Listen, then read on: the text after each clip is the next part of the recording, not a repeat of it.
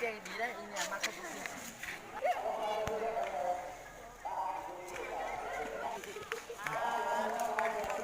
เปิดไฟอย่างนี้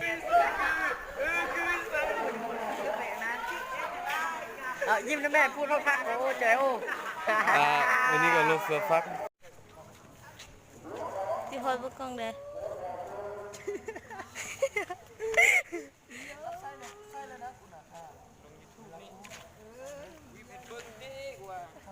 ตุมีคนกดไล่อ่ะ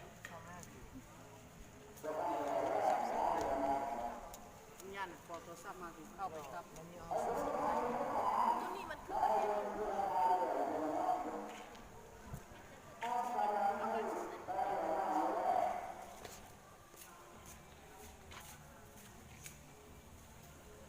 กล้องระดับ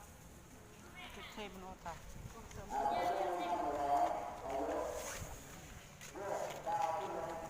จะสป๊อปยังไงมึงต้องถ่าย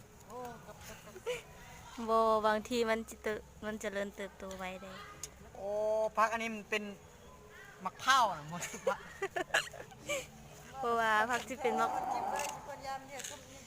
โทมอันนั้นแม่ซูโทมอันข้างมันจริงงามเป็นต้นมะพร้าวนะพักอันนี้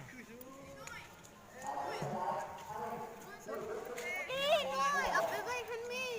นี่บนอีนาอยู่นี่แล้วพวกเขา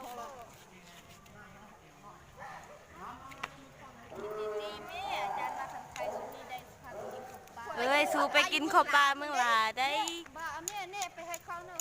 เอารถวิงโก้ไปส่งเต้เอารถวิโก้พุ่นนะของเขา